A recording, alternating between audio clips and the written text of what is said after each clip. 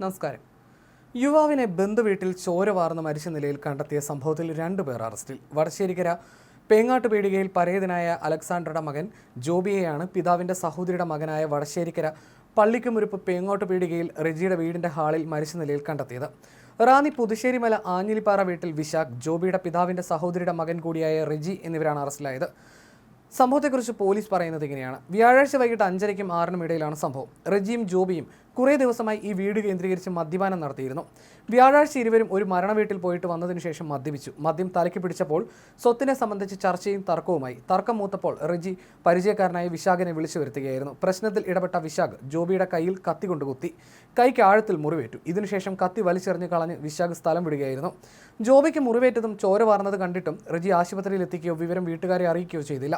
മദ്യലഹരിയിൽ റെജി കിടന്നുറങ്ങി. ഇതിനിടെ അബോധാവസ്ഥയിലായ ജോബി ചോര വാർന്ന് മരിക്കുകയായിരുന്നു. ഇന്നലെ തന്നെ റെജിയും വിശാഖിനെയും പോലീസ് കസ്റ്റഡിയിലെടുത്തിരുന്നു. പോസ്റ്റ്മോർട്ടം റിപ്പോർട്ട് വന്നതിന് പിന്നാലെ അറസ്റ്റ് രേഖപ്പെടുത്തുകയായിരുന്നു.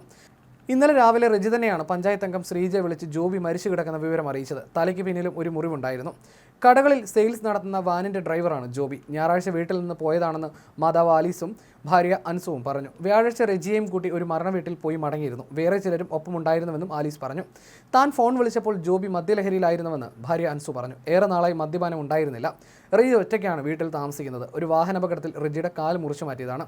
സുഹൃത്തുക്കൾ ചേർന്ന് വ്യാഴാഴ്ച മദ്യപിച്ചിരുന്നു. ഞായറാഴ്ച വഴക്കുണ്ടാക്കി വീട്ടിൽ നിന്ന് ഇറങ്ങിപ്പോയതാണ് ജോബിയെന്ന് ഭാര്യ പറഞ്ഞു. ആരുമായി നിലവിൽ പ്രശ്നങ്ങൾ ഉണ്ടായിരുന്നില്ലെന്നും അൻസു പറഞ്ഞു.